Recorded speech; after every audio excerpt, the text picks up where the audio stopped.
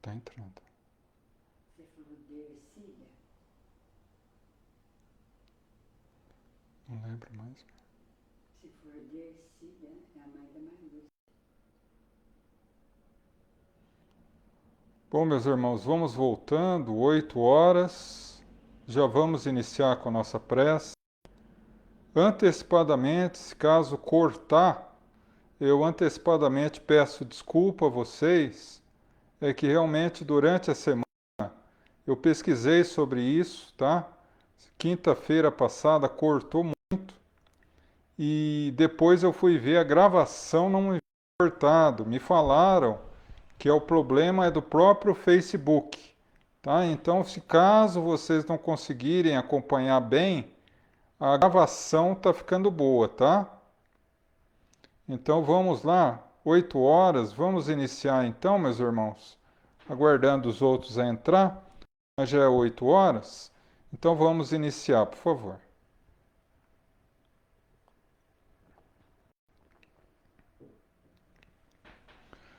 Bom, eu convido a todos para iniciar a nossa reunião, a elevarmos o pensamento e o coração a Deus, a nosso Mestre Jesus. Vamos entrar em sintonia com os nossos amigos espirituais, para que ao longo de toda a nossa reunião, eles nos possam conceder a paz, a harmonia,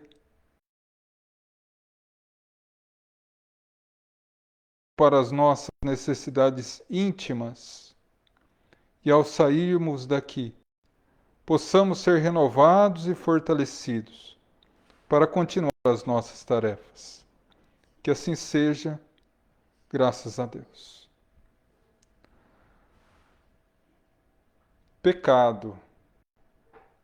O que nós entendemos por pecado? Né? A nossa mente, quando se fala pecado, geralmente vem a ira de Deus, o castigo, né?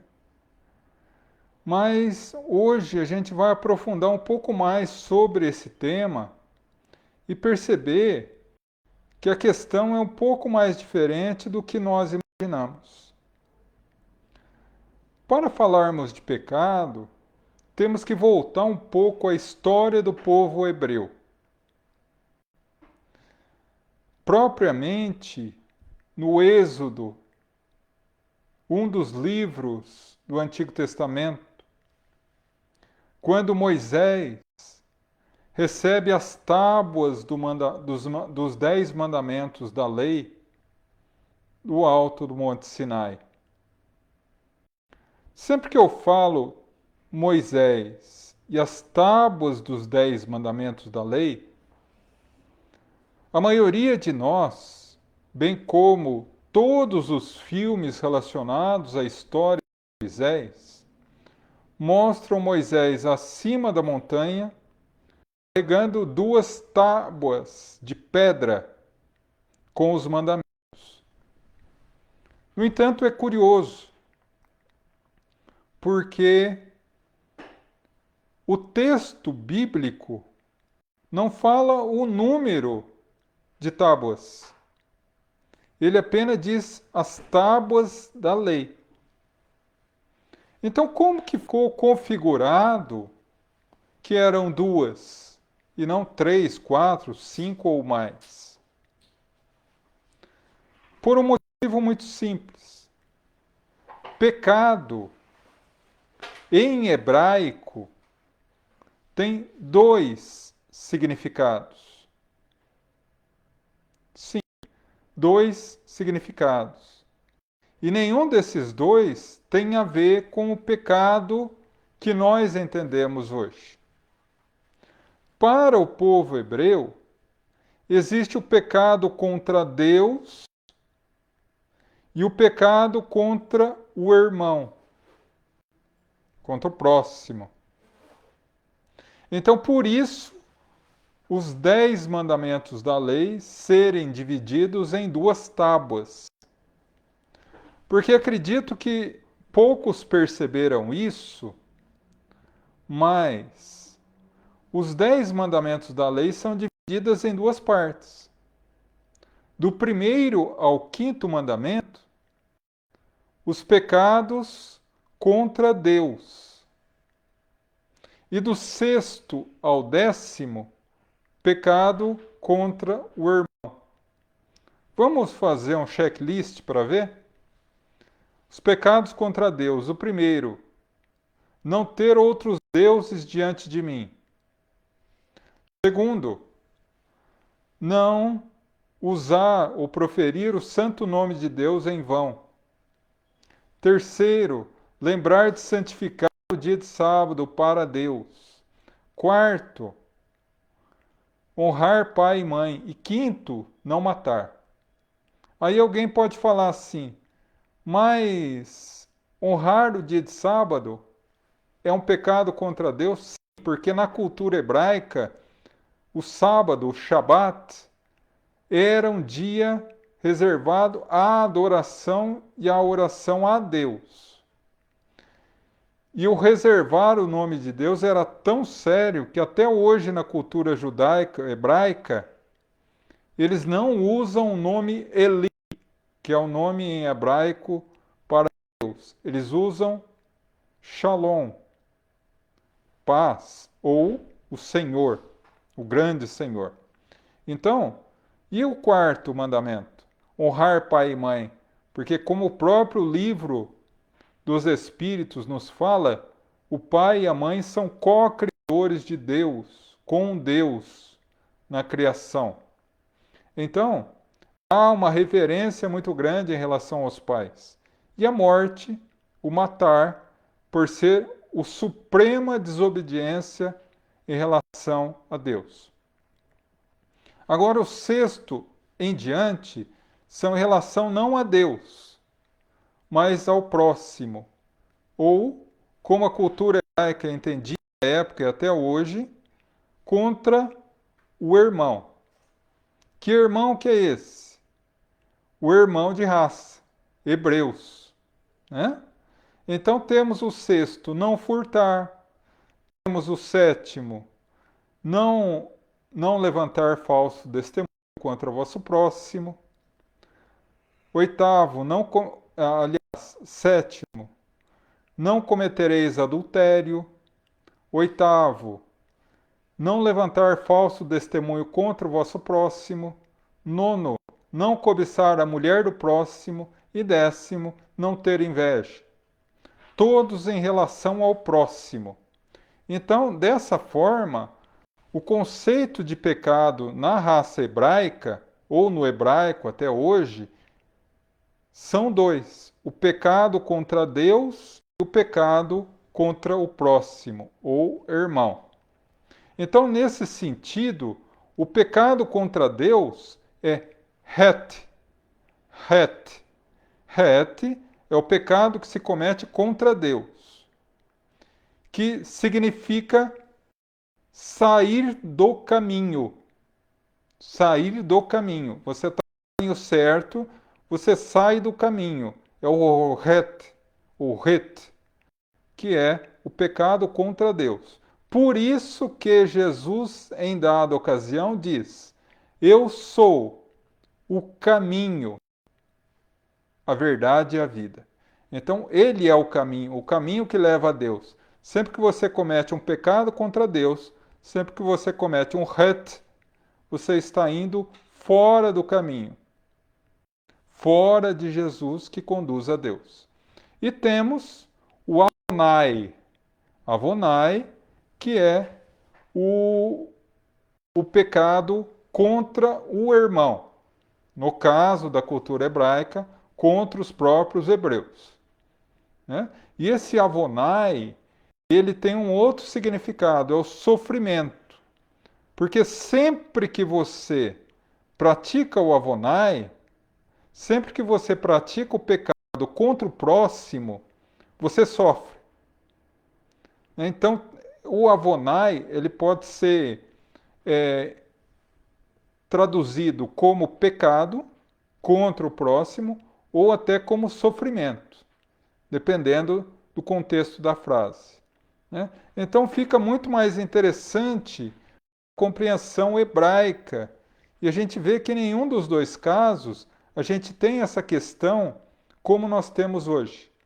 Mas como é esse Avonai, João? Como é que é o irmão? Quem que é o irmão? Para a raça hebraica, eles consideravam o irmão aqueles que eram da raça hebraica. Tanto que todos os outros eram gentios, aqueles que não acreditavam no judaísmo, aqueles que não advogavam a tese de um Deus único. E os 10 mandamentos eram levados extremamente a sério. Tanto é que quem cometia o pecado contra Deus, a punição, os 5 primeiros mandamentos da lei, era a morte. Né? Tanto é que, olha que curioso, Jesus foi condenado à cruz pelo sumo sacerdote, o colégio sacerdotal chamado Sinédrio. E qual foi a acusação? Ter blasfemado contra o primeiro mandamento, ter cometido hurt em relação ao primeiro mandamento. Eu sou o Senhor vosso Deus, não tereis outros deuses diante de mim. E Jesus dizia que era o Filho de Deus. Então ele estava blasfemando, ele estava cometendo pecado, estava cometendo hurt em relação a Deus. Por isso, passível de morte. Como os judeus não podiam condenar à morte apenas o governador, no caso Pôncio Pilatos, foi levado a Pôncio Pilatos. Mas essa foi a acusação original que levou à morte de Jesus. E aí alguém pode perguntar, ora, mas e Dimas e o mau ladrão? Dimas, o bom ladrão, e o mau ladrão também foram crucificados. E eles eram ladrões. Eles cometeram um pecado, eles cometeram o Avonai, ou seja, em relação ao sexto pecado, que é contra o próximo, contra o irmão. Por que eles foram condenados à morte? Porque eles não foram condenados pelo Sinédrio. Eles foram condenados pelo governo de Roma na Palestina, que era Pôncio Pilatos. Crime de roubo é passível de morte. Então, por isso, eles também foram condenados à morte. Agora, vejam que curioso. Os 5 primeiros, o het, eram pecados passíveis de morte para homem e mulher. Do 6º ao 7º, para homem não era passível de morte, porque era um pecado menor, mas para a mulher era. Tanto é que a prostituta, ou melhor dizendo, a mulher equivocada, a mulher adúltera, foi condenada pelo Sinédrio à morte. Por quê? Porque ela foi contra o mandamento de não cometer adultério, que é o 7º mandamento da lei. Se fosse um homem, não seria condenado, mas como era uma mulher, foi. Ela cometeu então um Avonai. Por que isso? O extremo o machismo da época. Né? Então, dessa forma, nós compreendemos um pouco melhor o conceito. E como era a forma com que eles se liberavam do pecado, como eles eram absolvidos do pecado. Na cultura hebraica, desde o tempo de Moisés, havia um ritual que era feito nas sinagogas e no templo de Jerusalém. A pessoa errava, ela ia à sinagoga ou templo levando um animal. Poderia ser uma pomba, poderia ser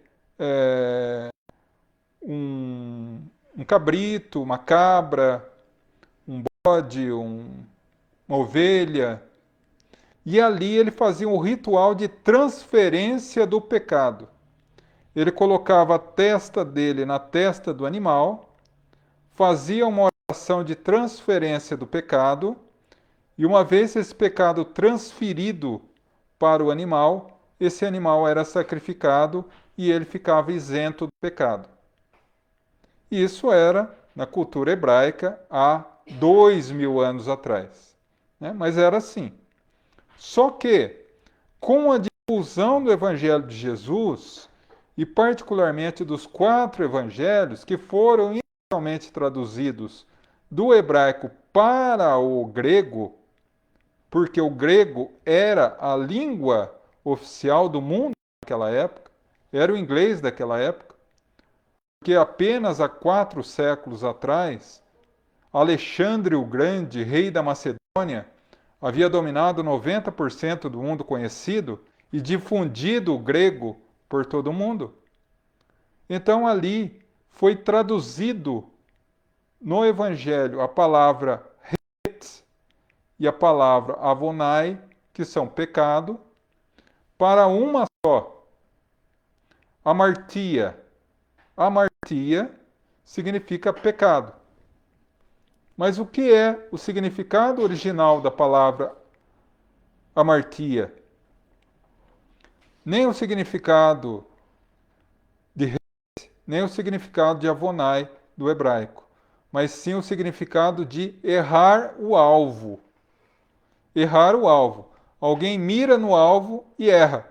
Isso é pecado, isso é errar. Que não tinha nenhuma vinculação. E é, ao meu ponto de vista, o mais correto, junto com het, que é sair do caminho. Bom, mas quando chegamos ao século VI,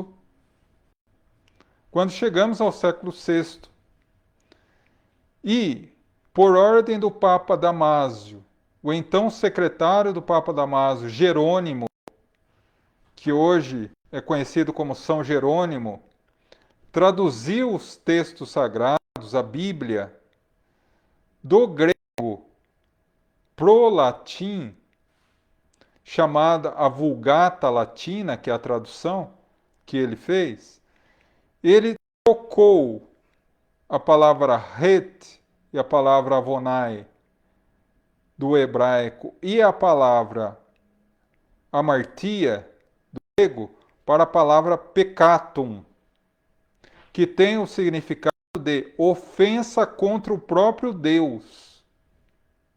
E aí tomou todo esse peso de pecado que a gente entende hoje. Então, o peccatum, do latim, a partir do século VI, que trouxe à humanidade esse peso terrível de ofender o próprio Deus. Por isso que, naquela época, se falava ao povo que todo o poder emana do Senhor, né? E em nome dele a igreja pode comandar, né? Hoje é todo o poder emana de Deus, do povo, e em nome do povo deve ser administrado. Então, dessa forma, o pecado, o peccatum, latim, começou a ser uma forma de dominação e desvirtuou totalmente a compreensão inicial, particularmente com o Concílio de Constantinopla II em 553, que logo após já veio a Vulgata Latina também. Agora, o que nós temos hoje são 3 conceitos de pecado. O católico, na teologia católica, o evangélico, da teologia protestante evangélica, iniciada por Martinho Lutero, e o espírita. Então aí nós vamos fazer uma análise dos 3 e analisando, vamos chegar a uma conclusão sobre pecado. O primeiro é o pecado no sentido da Igreja Católica.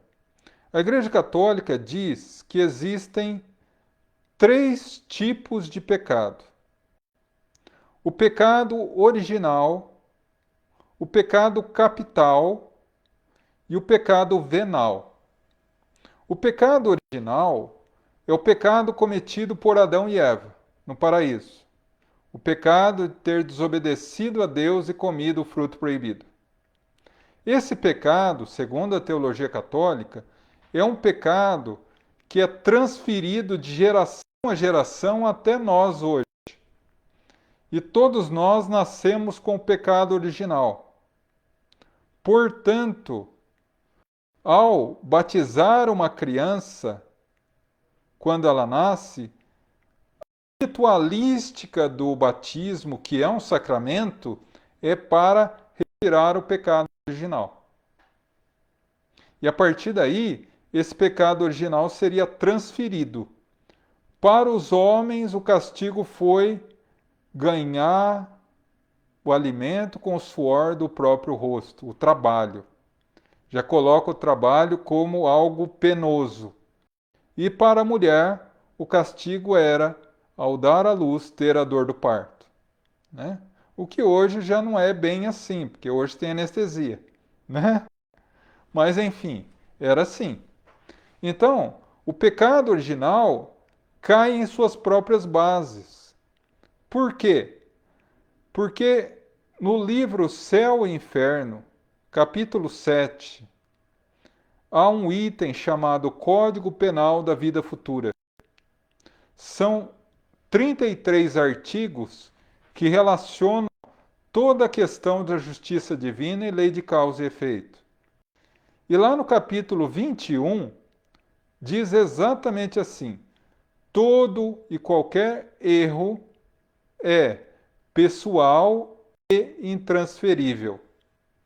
Nenhum erro pode ser transferido a ninguém. Então, logicamente, mesmo que Adão e Eva não fosse uma figura ilusória e lendária, mesmo que eles existissem, esse pecado deles não poderia ser transferido a ninguém. Né? Esse é o primeiro. O segundo é o pecado mortal. É a prática de um ato grave que é cometido com conhecimento de causa, sabendo que é errado e tendo prazer em fazer. Isso é o pecado mortal. Né? Então, esse pecado mortal, ele não tem perdão, segundo a teologia católica. E é um ingresso, uma passagem só de ida para o inferno. Não tem conversa. Né? É o pecado mortal. Você comete um erro grave, sabendo que é errado e porque você quer fazer. E por isso é o pecado mortal. E temos o pecado venal, que é um erro, que é um pecado também, mas um pecado mais brando, um pecado mais suave, um pecado menor, que pode ser cometido com ou sem consciência, com ou sem conhecimento de causa, e que esse gera o purgatório. Né? Então, dessa forma, a gente tem os três conceitos de pecado na Igreja Católica. E como se limpar, como se livrar desse pecado segundo a teologia católica? Dois quesitos: o arrependimento sincero e a confissão, que é também um sacramento que limpa a alma do pecador. Né? Então, por isso, por exemplo, existe o sacramento da extrema unção, ou seja, o momento que o padre vai e absolve os pecados do moribundo para que ele possa adentrar no céu. Então é assim a teologia católica do pecado. Tá? Mas nós temos também a teologia protestante evangélica, que hoje chegou a nós muito deturpada. Infelizmente, ficou muito pouco daquilo que o grande Martinho Lutero, pai da reforma protestante, deixou. Infelizmente. Mas para o movimento evangélico protestante, todos nós erramos. Todos nós erramos. todos nós pecamos, todos nós temos o pecado dentro de nós. Mas Jesus, com o seu sangue na cruz, lavou os nossos pecados. Portanto, a partir daí, dessa lavagem dos pecados por Jesus na cruz, todos aqueles que voltam a cometer pecado são perdoados, desde que se arrependam sinceramente e aceitem Jesus como o único Salvador. Essa é a condição. Mas há um pecado chamado por eles de pecado contra o Espírito Santo, que é baseado em uma fala de Jesus que está no Evangelho de Marcos, no capítulo 3, versículos de 28 a 30, em que Jesus fala assim: Deus é infinita misericórdia e perdoa todos os pecados, mas aquele que peca contra o Espírito Santo, esse não terá perdão, e Deus será incomplacente para com ele. E aí eles trazem um instituto do pecado contra o Espírito Santo, que nada mais é do que o pecado mortal ou pecado capital da Igreja Católica, que é o erro contra Deus, quando a pessoa tem consciência que é errado e faz. Aí é um pecado contra o Espírito Santo, contra o próprio Deus, né? E aí, naturalmente, que a visão teológica evangélica também é uma passagem só de ida ao inferno. Não tem saída, segundo a teologia evangélica.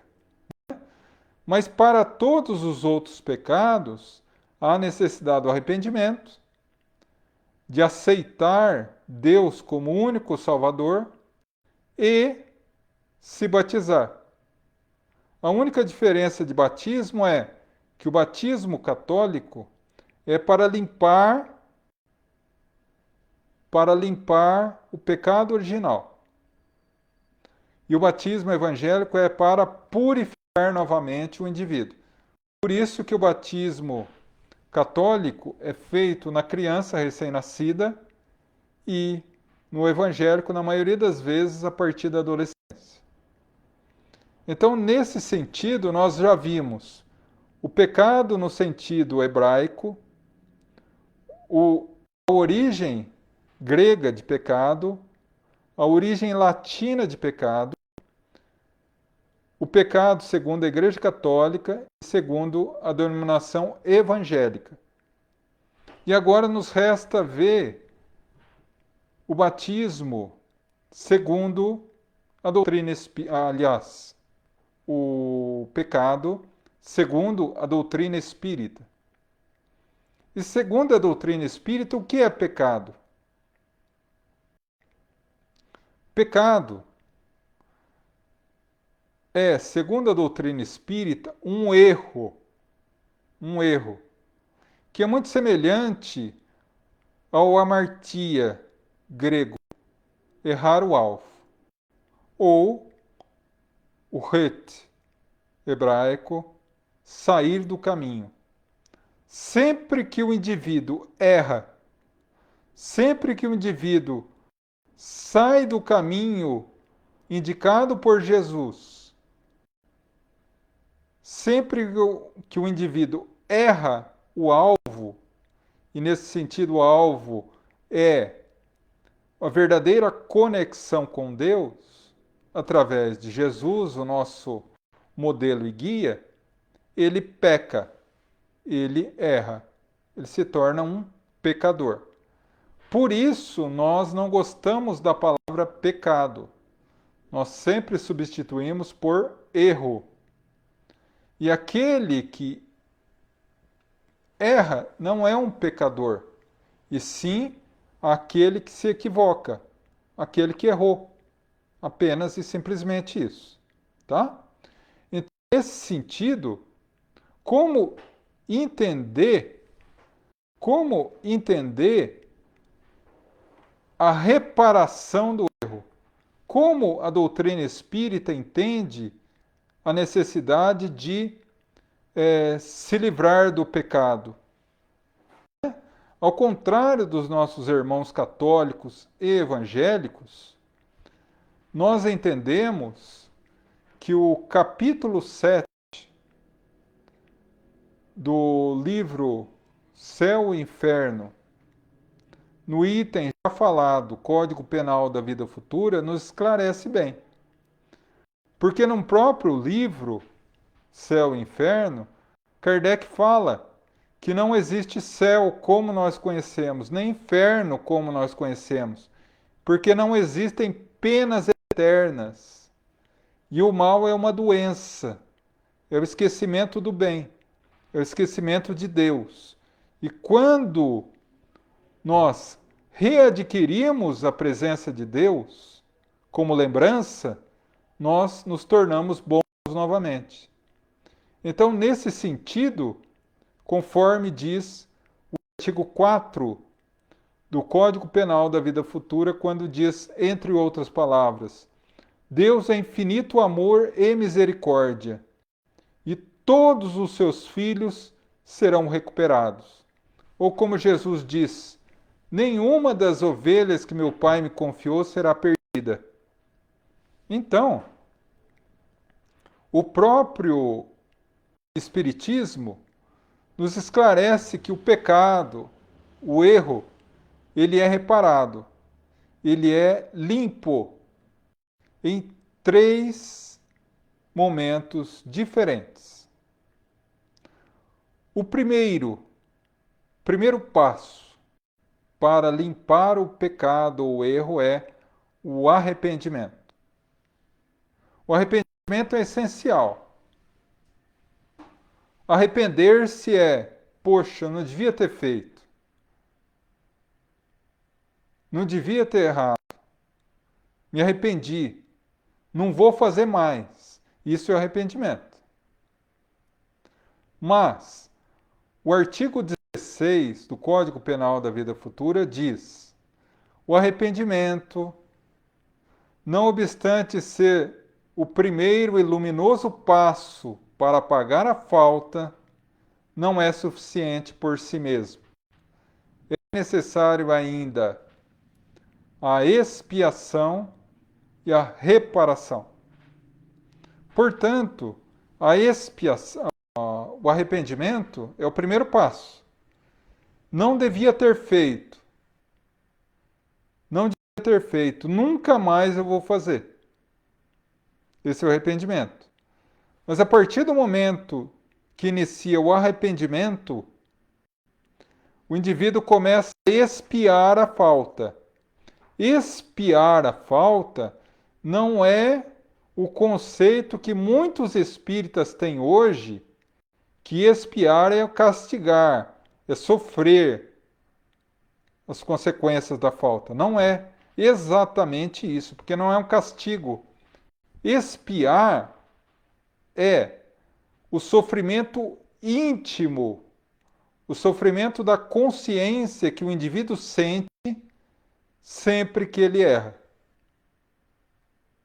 É muito semelhante ao conceito do avonai, errar contra o próximo, que é o sofrimento íntimo.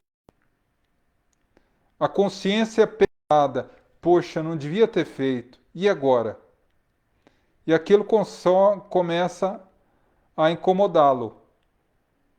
Porque em um dos artigos, se não me falha a memória, artigo 20 do Código Penal da Vida Futura, é dito assim: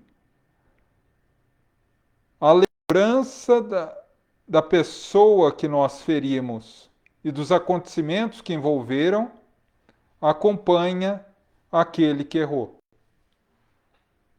Então, dessa forma, a expiação é o sofrimento e a dor da consciência, que só é limpa, só é apagada quando nós completamos o ciclo e chegamos no terceiro passo,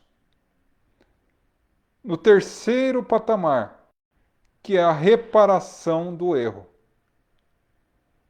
Uma vez arrependido, uma vez expiado e uma vez reparado, a falta é apagada. Então, dessa forma, nós entendemos que qualquer tipo de pecado é perdoável aos olhos de Deus. Lembrando que perdão não é esquecimento. Lembrando que perdão não é apagar a falta. Perdão é a limpeza íntima, é a oportunidade que Deus nos dá de reparar o equívoco cometido. Isso é perdão. Então, dessa forma, o artigo 4 nos confirma isso do Código Penal da Vida Futura. Quando ele fala, Deus é suprema misericórdia e amor, e aguarda, porque nenhum dos seus filhos se perderá. Todos se voltarão a ele. Ou seja, não importa o erro que foi cometido. Ou se preferirem, não importa o pecado que foi cometido, ele sempre pode ser arrependido, expiado e reparado. E, consequentemente, apagado. Então, como funciona isso? Vamos imaginar que nós sabemos, todos nós, pelo livro dos Espíritos, que nós somos compostos de 3 elementos básicos, né? Enquanto encarnados. Nós somos espírito, nós, na condição de espírito, somos envolvidos por um corpo energético chamado perispírito, que faz a ligação nossa, espírito, com o corpo material, o corpo físico. Então temos o espírito, perispírito e matéria, ou corpo físico. Imagina agora, quando nós desencarnamos, nós deixamos o corpo físico e entramos no mundo espiritual com o corpo perispiritual, perispírito. Pois bem, sempre que agimos errado, sempre que saímos do caminho, sempre que erramos o alvo, sempre que vamos contrário às leis divinas, nós fazemos uma marca, uma ferida no corpo perispiritual, no perispírito. Pode ser um arranhado, pode ser uma ferida aberta, dependendo da proporção do erro cometido. Isso dói. Essa dor é a expiação. Então, aí, o que acontece?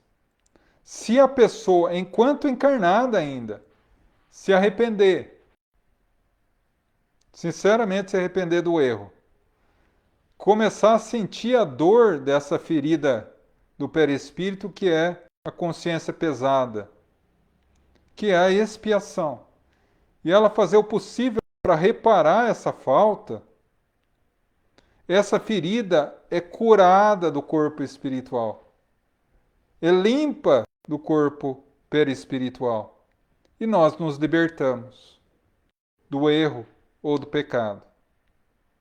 Enquanto ele não reparar a falta, essa marca, essa ferida ficará ali.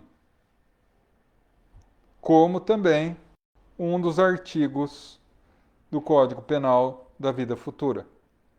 Eu estou falando tanto desse código, é muito interessante, deem uma olhadinha.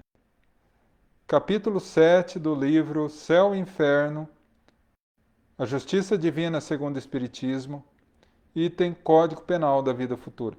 Dê uma olhada lá para vocês conferirem isso. Então, alguém pode falar assim para mim, mas como que é então? A pessoa pode se arrepender encarnado, expiar encarnado, e aí ele fazer esforços para reparar o erro que ele fez encarnado. E se ele consegue, maravilhoso, ele está livre. Como ocorreu, e um dos maiores exemplos de todo o Evangelho é Paulo de Tarso. Imagina a ferida aberta que ele fez no perispírito quando não só perseguiu, mas matou dezenas de cristãos.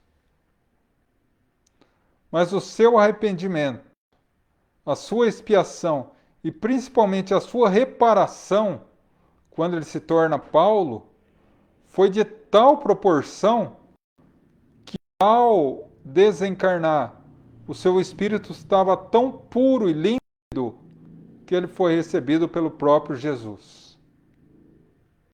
Por quê? Porque a misericórdia de Deus não tem limite. Então, alguém pode perguntar: mas e se eu me arrepender, expiar, e no momento que eu for reparar o erro,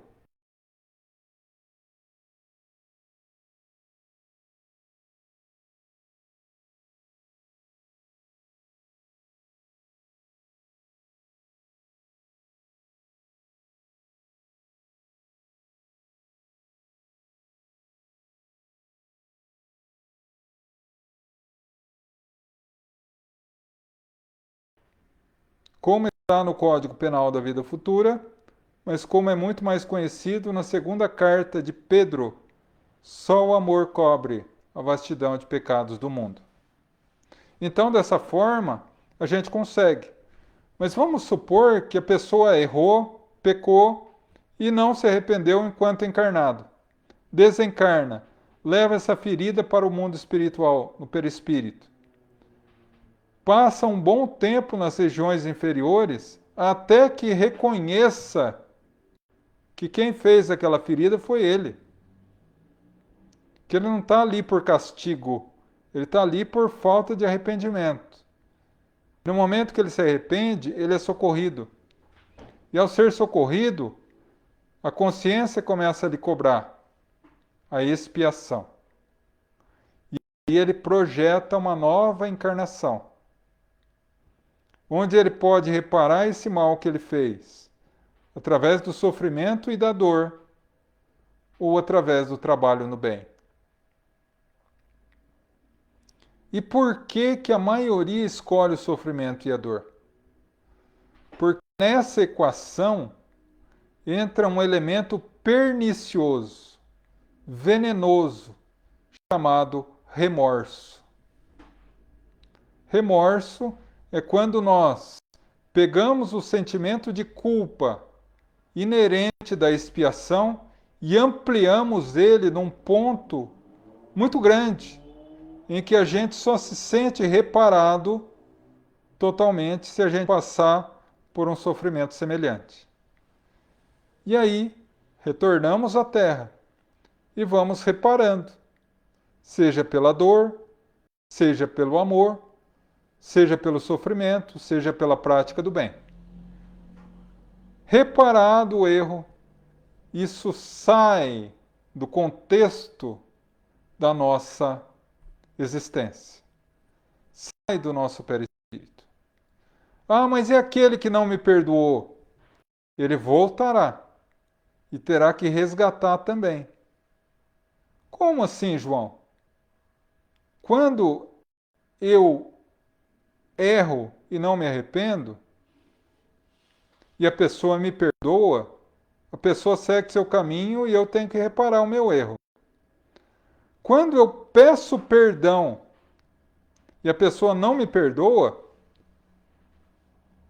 aí eu sigo o meu caminho de reparação através do bem e ela vai voltar para reparar o erro, pecado de não ter sido misericordioso.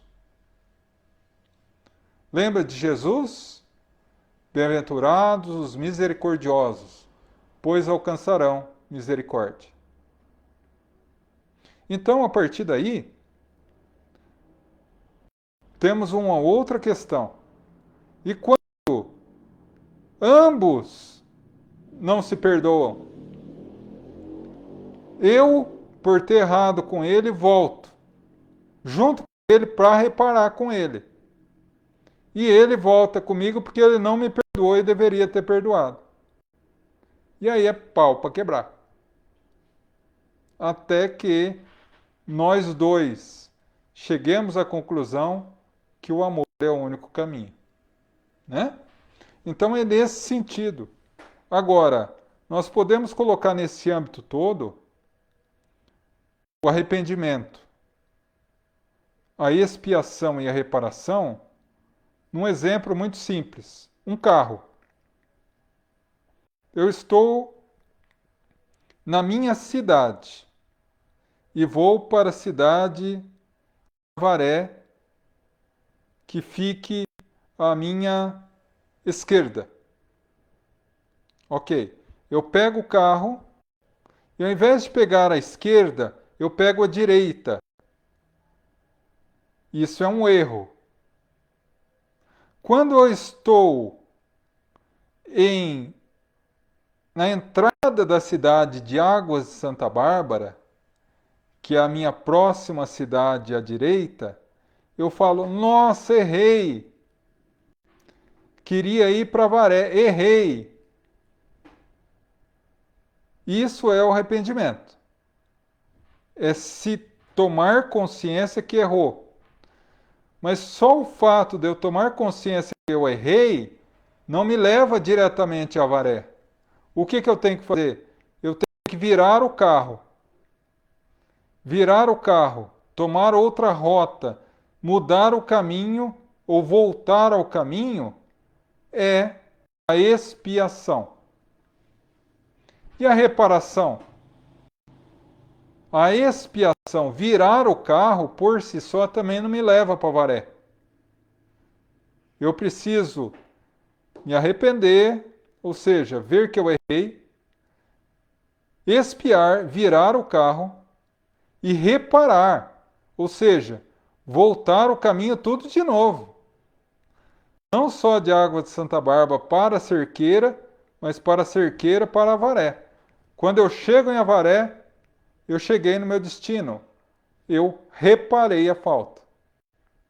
Então, é apenas assim que nós conseguimos alcançar a cura para essa ferida moral que é o pecado, que é o erro.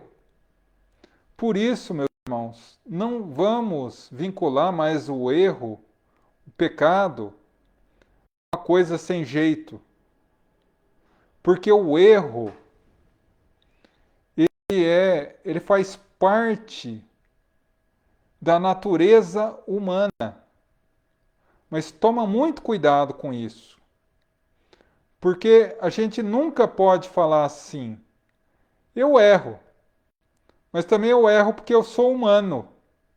Não. Porque uma vez eu me estrepei com isso. Eu estava numa palestra e quis colocar um momento de emoção assim, e eu até levantei a voz e falei assim, porque nós somos humanos. E errar é humano. O meu mentor espiritual se aproximou de mim e disse, meu irmão, vamos retificar. Vamos mudar que está errado. E eu comecei a mentalizar com ele, falei, mas meu irmão, como é que eu vou mudar isso? Vai mudar que está errado. Aí eu peguei o copo com água, tomei uma aguinha, respirei fundo, ele se aproximou de mim, eu disse, desculpe meus irmãos, eu errei. Porque errar não é humano. Porque se errar fosse humano, a culpa era de Deus. Nós ainda somos humanos exatamente porque erramos. Porque quando pararmos de errar, a gente vai sair da condição humana e adentrar a condição angelical dos espíritos puros, ou como a questão 172 do Livro dos Espíritos. O que acontece ao espírito na sua última encarnação? Se torna um espírito puro, espírito bem-aventurado. Então, diante disso tudo, nós ainda erramos e por isso somos humanos. Então, há necessidade de vencermos isso, porque o pecado está longe de ser o peccatum latino. Ele é o erro. Todo mundo erra. E Deus é infinita misericórdia. Na doutrina espírita, tem uma mensagem linda que diz o seguinte: não há erro maior, ou aqueles que gostam, não há pecado maior do que a infinita misericórdia de Deus. Nós sempre temos a oportunidade. E a chave dessa oportunidade, a chave desse perdão divino para reparar os nossos erros ou pecados, tem um nome: reencarnação. Apenas para terminar, uma mulher muito bondosa, religiosa, caridosa, ela tinha um único filho que era o foco da sua vida. Aos 14 anos, ele começou a fumar maconha. Aos 16, cocaína. Aos 19, estava traficando. Aos 22, se tornou um bandido traficante muito perigoso. E aos 27, morreu no embate contra a polícia. Foi ao inferno teológico de Dante. Ela sofreu demais. Continuou a sua vida sendo honrada, religiosa e bondosa, caridosa. Desencarnou. Foi aos céus, encontrou Deus, o céu teológico. Ela se volta e Deus diz: seja bem-vinda, minha irmã, foste honesta, caridosa e fiel, seja bem-vinda ao céu. Tu poderás ter aqui tudo o que tu desejas. E a primeira coisa que ela pede: onde está meu filho? E Deus diz a ela: teu filho está no inferno. Então eu vou com ele para lá. Não, você não pode. Porque você conquistou o paraíso. Não pode ir ao inferno. E ele também não pode subir até você. Isso é justiça? Isso é misericórdia? Isso é o Deus criado pelos homens. Porque o Deus que é o Criador dos homens, na mesma situação diria assim: minha filha, você não pode ir ao inferno como ele não pode subir ao céu. Mas vocês podem voltar. Você vai voltar à Terra num novo corpo e vai receber no seu ventre ele. Terá ele como filho novamente. Mas devido aos seus inúmeros erros, ele vai vir deformado. Ele vai vir com as pernas sem poder se movimentar, as mãos sem poder tocar. E passará a vida inteira se alimentando do seu amor, para que quando vocês desencarnarem, você possa trazê-lo contigo para o reino dos céus, para a felicidade, para a paz. Meus irmãos, o pecado é apenas um tropeço, é apenas uma fuga da rota, é apenas um errar o alvo. Mas Deus, em sua infinita bondade, diariamente nos conduz ao caminho da felicidade e da paz. Só nos resta abrir os olhos, levantar e começar a andar. Que Jesus nos abençoe.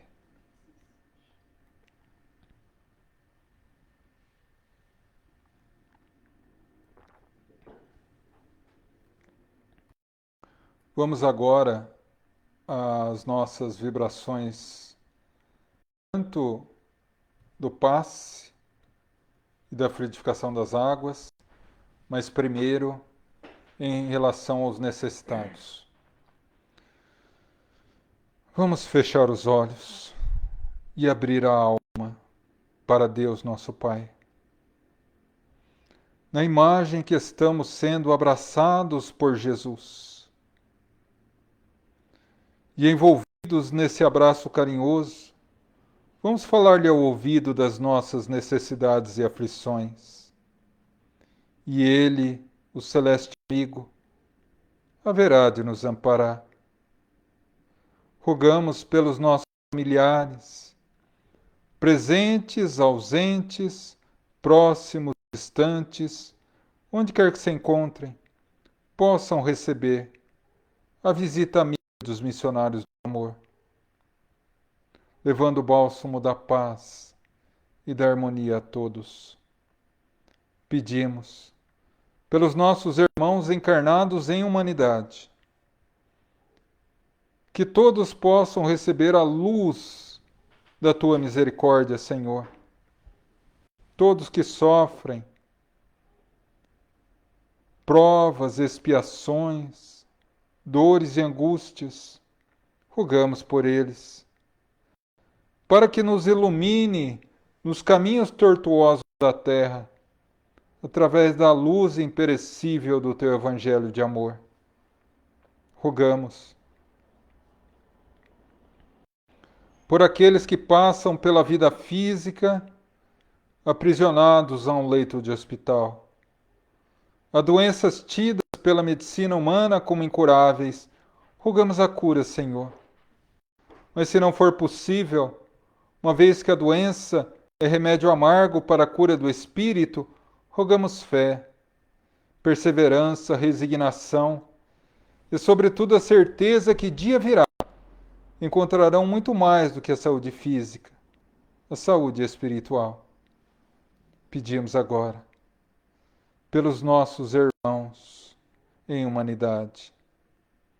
Convido a todos a unir-nos em pensamento e luz, transformando o nosso pensar em pontes luminosas, para que o divino exército de Jesus possa, através dessas pontes, alcançar a todos aqueles que necessitam, a todos aqueles que têm o nome inscrito nos comentários, a todos aqueles que nesse momento a nossa mente alcança, a todos aqueles que nos pediram orações e vibrações, a todos aqueles que necessitam do Teu infinito amor, Jesus.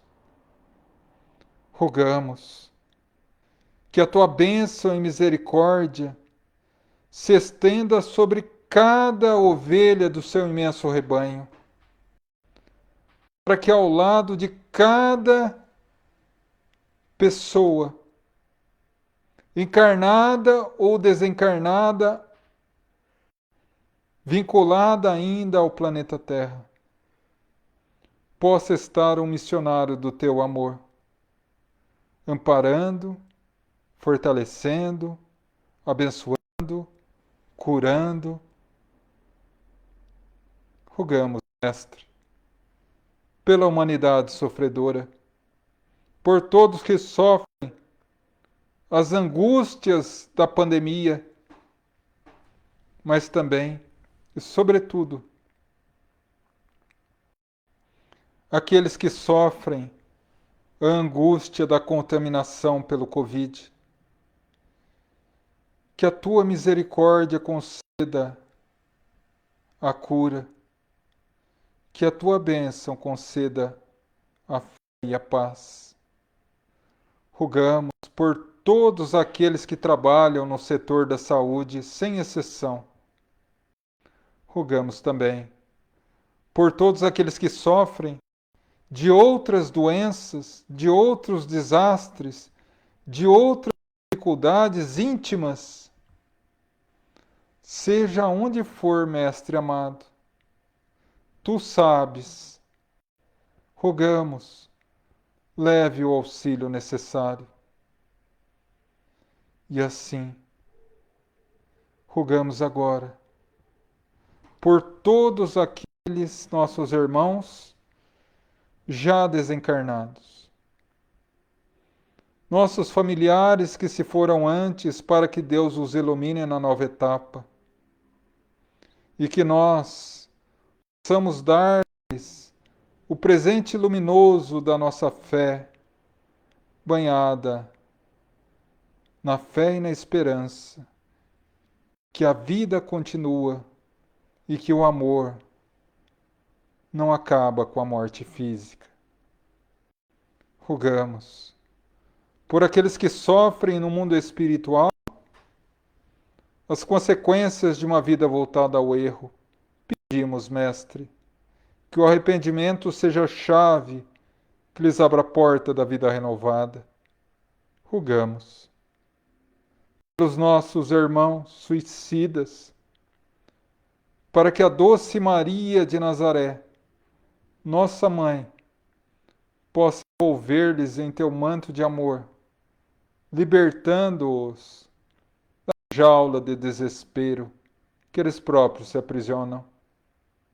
Rogamos agora que a tua luminosa semente da verdade floresça no coração desses seus tutelados, que ainda são endurecidos no mal, para que um dia ela floresça e eles tornem-se dignos do teu infinito amor e misericórdia. E assim, agradecidos a Deus, o Pai da vida, a Jesus, o constante amigo, e a legião de espíritos amigos que nos abençoa, nosso profundo agradecimento e gratidão. Pai nosso, que estais nos céus, santificado seja o vosso nome. Venha a nós o vosso reino. Seja feita a vossa vontade, assim na terra como no céu. O pão nosso de cada dia dai-nos hoje. Perdoa nossas dívidas, assim como perdoamos os nossos devedores. Não nos deixa cair em tentação, livrando-nos do mal. Porque teu é o reino, poder e glória sempre. Amém. E agora, vamos mais uma vez nos entrar em prece, em vibração, transportando-nos em pensamento às doces praias da Galileia, diante do lago de Genezaré, a areia macia, o vento suave, as casinhas em torno, pequenas, e ao nosso lado Jesus, sublime em uma túnica tão branca, tão alva, como um verdadeiro raio de sol. E nesse momento nos abraça, e as virtudes, as energias do Mestre nos envolvem todo o organismo, trazendo a recuperação, a harmonia orgânica, nos fortalecendo e amparando organicamente, atinge a nossa mente.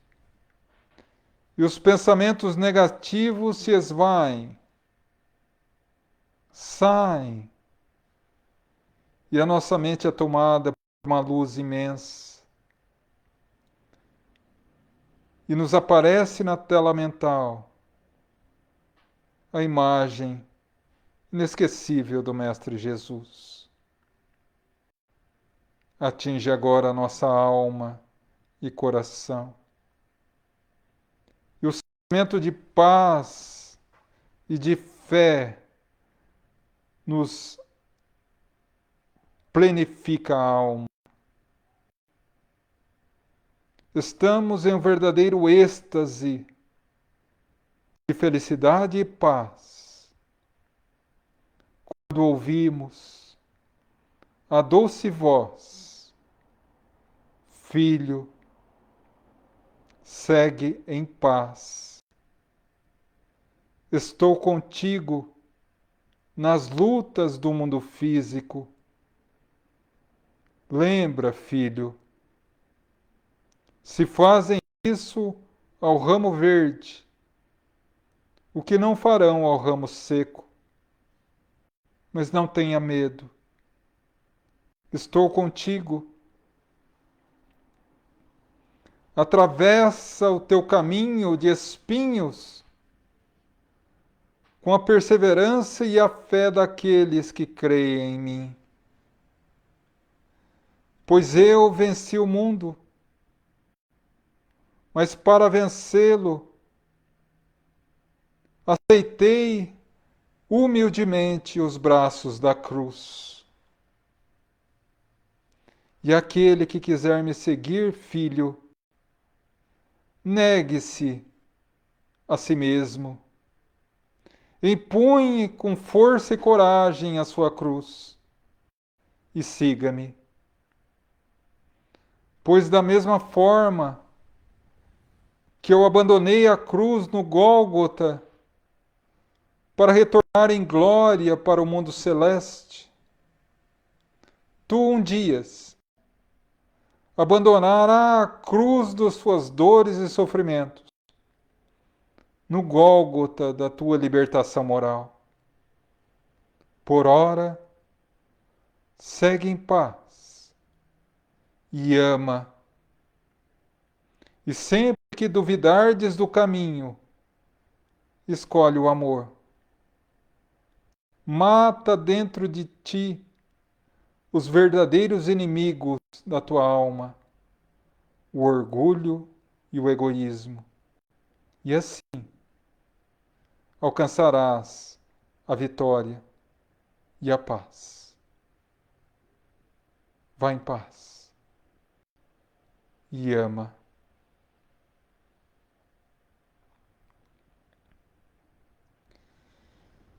E assim, já renovados pela energia luminosa do passe,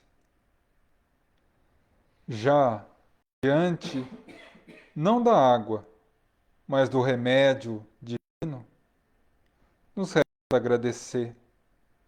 Agradecendo aos nossos mentores espirituais, a todos os trabalhadores do GAEFA que aqui estiveram conosco e nos permitiram o êxito dessa reunião.